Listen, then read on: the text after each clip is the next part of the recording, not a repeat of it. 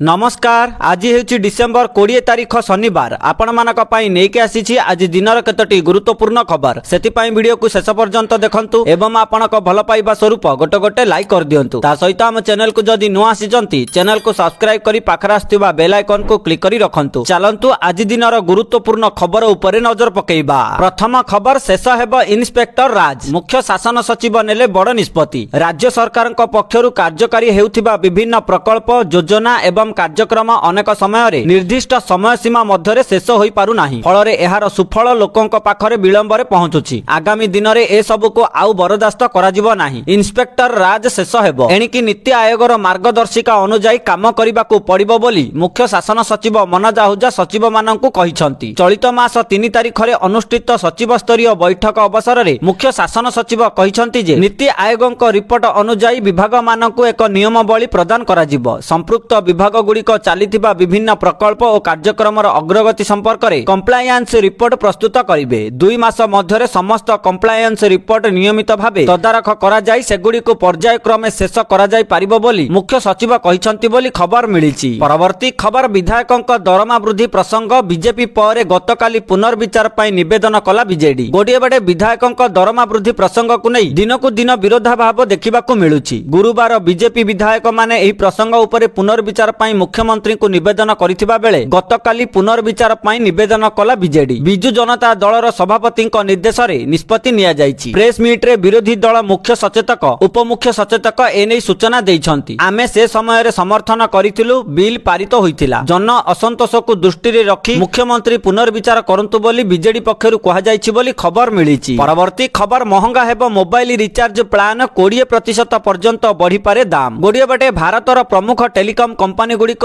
जियो एयरटेल एवं Vodafone idea आसंता वर्ष prepaid एवं पोस्टपेड उभय प्लान रो मूल्य 20% पर्यंत वृद्धि करिवे बोली चर्चा हेउछि। एहा नियमित टारिफ संशोधन रो एक अंश एवं एहा टेलीकॉम स्लीपर राजस्व वृद्धि करिवो बोली आशा करा जाउछि। मोर्गान स्टानली तांको रिपोर्ट रे कहिसंती जे टेलीकॉम कंपनी गुड़िक 2026 मसिहा रे प्रीपेड एवं पोस्टपेड 4G 5G उभय प्लान रे 16% रु 20% शुल्क वृद्धि करि पारिबे। एहा 2027 आर्थिक वर्ष रे कंपनी गुड़िकर राजस्व वृद्धि करिवो बोली आशा करा जाउछि। एहा सहित प्रति ग्राहकक हाराहारी राजस्व मध्य यथेष्ट वृद्धि पाइबो। सेमानकर राजस्व वृद्धि करिवा पई कंपनी गुड़िक सस्ता योजना को हटाई महंगा योजना रे ओटीटी भली सुविधा जोडुछंती। एहा ग्राहक माननको अधिक महंगा योजना बाछिबाकू बाध्य करिवो जहा सेमानक पॉकेट को प्रभावित करिवो बोली खबर मिलिछि। परवर्ती खबर आहुरी 2 सप्ताह पर्यंत शीतरे थरिबो सारा ओडिशा। गोडिए बटे तळमुहा पारद जोगु सारा राज्य जाडरे थरुछि। रातिर तापमात्रा अहेतुकर ह्रास पाइबा कारणरु संध्यारु शीत माड़ी आसुछि। आहुरी 2 सप्ताह पर्यंत शीत कमिबा संभावना कम। प्रायतः राति तापमात्रा स्वाभाविक ठारू कम रहिबो। आसंता काली सकाळ पर्यंत सुंदरगढ़ झारसुगुड़ा कलाहांडी कंधमाल एवं संबलपुर रे कुहुडी संभावना रहिछि। कंधमाल और संबलपुर स्थाने स्थाने घन कुहुडी होई पारे। कटक रे आसंता काली ठारू राति तापमात्रा 12 डिग्री रहि पारे। 22 तारिख रु भुवनेश्वर तापमात्रा 12 डिग्री सेल्सियस रहिबार संभावना रहिछि बोली खबर मिलिछि। परवर्ती खबर आसंता वर्षरु विद्यालय रे गुरु दिवस अबा शिशु दिवस पालन हेबनी। सेही दिन पिला माने विद्यालय को आसीबे। अन्य दिन परि पाठपढ़ा मध्य हेबो। विद्यालय रे कोनोसी स्वतंत्र कार्यक्रम कराजिबो नाही। माध्यमिक और प्राथमिक शिक्षा निर्देशकक कार्यालय तरफरु 2026 वार्षिक छुट्टी तालिकारु एहा स्पष्ट होईछि। 2026 वर्ष रे मोट 82 टी छुट्टी दिवस और 6 टी पालनीय दिवस रहिछि। सेथिरु गुरु दिवस और शिशु दिवस को बाद दिया जाइछि। पालनीय दिवस रे मध्य एहाकु रखा जाई नाही जाहाकु नै विरोधर स्वर उठिछि। निष्पत्ति को नै छात्र छात्री शिक्षक शिक्षयित्री और अभिभावकक महल रे आलोचनार विषय पालटिछि बोली खबर मिलिछि। परवर्ती खबर घरोई क्षेत्रर कर्मचारीक पई बड़ खबर आसीछि। कर्मचारी भविष्य निधि पांठी संगठन ईडीएलआई योजना संपर्क रे एक बड़ घोषणा करिछि। कर्मचारी भविष्य निधि पांठी संगठन ईडीएलआई योजना अधीन रे अंतर्भुक्त कर्मचारीक परिवार को आश्वस्ति प्रदान करिवो। ईपीएफओ स्पष्ट करिछि जे ईडीएलआई मृत्यु दाबी समाधान करिबा समय रे 2टी चाकरी मध्य रे पडुथिबा सप्ताहांत एवं घोषित छुट्टी को सेबारे विरोधी भाबरे विवेचना कराजिबो नाही बोली खबर मिलिछि। परवर्ती खबर भुवनेश्वर रु पुरी को घंटा प्रति 130 किलोमीटर बेगरे दौड़िबो ट्रेन। एहा मध्यरे भुवनेश्वर रु खोर्धा रोड पर्यंत 20 किलोमीटर रेल लाइन को ऑटो सिग्नालिंग होई सारिछि। 2024-25 आर्थिक वर्ष रे मंजूरी प्राप्त एही प्रकल्प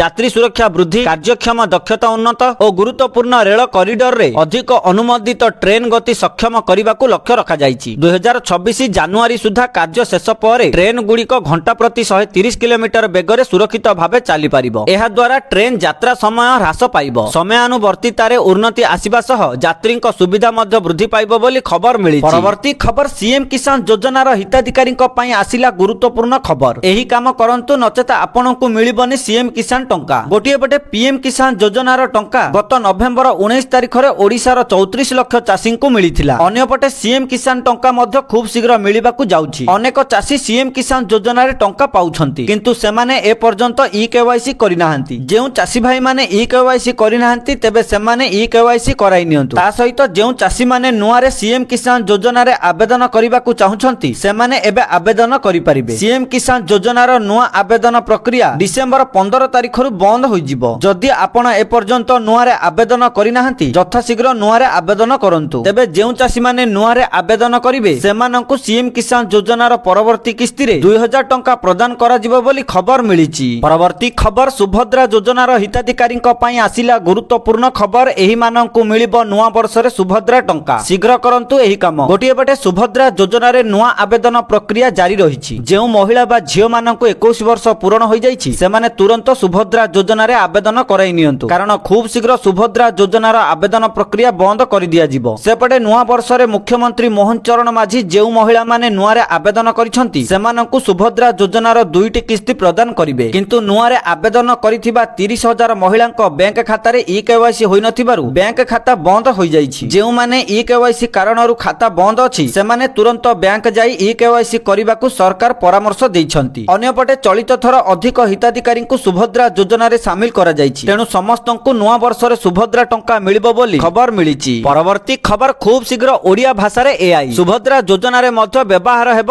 AI module tool. Bhubaneswar regional AI impact summit 2025 ଗତକାଲି ଭୁବନେଶ୍ୱର ସ୍ଥିତ ଲୋକସଭା କନଭେନସନ ହଲରେ ଅନୁଷ୍ଠିତ ହୋଇଯାଇଛି। ଏହି କାର୍ଯ୍ୟକ୍ରମରେ ମୁଖ୍ୟ ଅତିଥି ଭାବରେ ମୁଖ୍ୟମନ୍ତ୍ରୀ ମୋହନ ଚରଣ ମାଝୀ ଭର୍ଚୁଆଲି ଯୋଗ ଦେଇଥିଲେ। ଆଇଟି ମନ୍ତ୍ରୀ ମୁକେଶ ମହାଲିଙ୍ଗ ଏବଂ ବିଭିନ୍ନ ଶିକ୍ଷାନୁଷ୍ଠାନର ଅଧ୍ୟାପକ ଓ ଛାତ୍ରଛାତ୍ରୀ ଏହି ସମିଟ୍ରେ ଯୋଗ ଦେଇଥିଲେ। ଡିଜିଟାଲ ଇଣ୍ଡିଆ କ୍ଷେତ୍ରରେ ଏଆଇ ର ଭୂମିକା ଓ ଗୁରୁତ୍ୱ ବିଷୟରେ ଆଲୋଚନା କରାଯାଇଥିଲା। ଛାତ୍ରଛାତ୍ରୀମାନେ ଏଆଇ ବ୍ୟବହାରକୁ କିଭଳି ସଫଳ ରୂପାୟନ କରିପାରିବେ ଦୈନିକ ଜୀବନରେ ଏଆଇ ର ଭୂମିକା ଏବଂ ଆବଶ୍ୟକତା ସମ୍ପର୍କରେ ଆଲୋଚନା କରାଯାଇଛି। ସୁଭଦ୍ରା ପୋର୍ଟାଲ ହେଉ ବା କୃଷି ସବସିଡିରେ ମଧ୍ୟ ଏଆଇ ର ବ୍ୟବହାର କରାଯାଉଛି। ଆଗକୁ 41ଟି ବିଭାଗରେ ଏଆଇ ଉପଯୋଗ ହେବ। ଲୋକାଭିମୁଖୀ ଯୋଜନାର ସଫଳ ରୂପାୟନ ପାଇଁ ଏଆଇ ବ୍ୟବହାର କରାଯିବ। ଓଡ଼ିଆ ଭାଷାକୁ ଏଆଇ ରେ ଆଣିବାକୁ ବ୍ୟବସ୍ଥା କରାଯିବ ବୋଲି ଖବର ମିଳିଛି। ପରବର୍ତ୍ତୀ ଖବର ଏଣିକି ବନ୍ଦେ ଭାରତ ଟ୍ରେନରେ ମିଳିବ ଓଡ଼ିଆ ଖାଦ୍ୟ। ଗୋଟିଏ ପଟେ ଖ୍ରୀଷ୍ଟମାସ ଏବଂ ନୂଆ ବର୍ଷ ପାଇଁ ଚାଲିବ ଅଧିକ ଟ୍ରେନ। ନୂଆ ବର୍ଷକୁ ଧ୍ୟାନରେ ରଖି ଭାରତୀୟ ରେଲୱେ ଅଧିକ ଟ୍ରେନ ଚଳାଇବା ଯୋଜନା ରଖିଛି। 8ଟି ଜୋନରେ ଏହି ଟ୍ରେନ ଗୁଡ଼ିକ ଚଳାଚଳ କରିବ। ଅଦ୍ୟାବଧି 244 ଟ୍ରେନ ଚଳାଇବା ନେଇ କାର୍ଯ୍ୟକ୍ରମ ଗ୍ରହଣ କରାଯାଇଛି। ଅଧିକ ଟ୍ରିପ୍ ସମ୍ପର୍କରେ ରେଲୱେ ସୂଚନା ପ୍ରଦାନ କରିବ। ତେବେ ରେଳ ବିଭାଗ ବନ୍ଦେ ଭାରତ ଟ୍ରେନ ଯାତ୍ରୀଙ୍କ ପାଇଁ ଆଣିଛି ଖୁସି ଖବର। ଏବେ ବନ୍ଦେ ଭାରତ ଟ୍ରେନ ଗୁଡ଼ିକରେ ମିଳିବ ବିଭିନ୍ନ ଆଞ୍ଚଳିକ ଖାଦ୍ୟ। କାଶ୍ମୀର ଠାରୁ ନେଇ କେରଳ ପର୍ଯ୍ୟନ୍ତ ସମସ୍ତ ରାଜ୍ୟ ଓ ଅଞ୍ଚଳର ପ୍ରମୁଖ ସ୍ୱାଦିଷ୍ଟ ବ୍ୟଞ୍ଜନକୁ ନିଜ ମେନୁରେ ସାମିଲ କରିବ ରେଳ ବିଭାଗ ଯାହା ଯାତ୍ରୀଙ୍କୁ ଯାତ୍ରା ସହିତ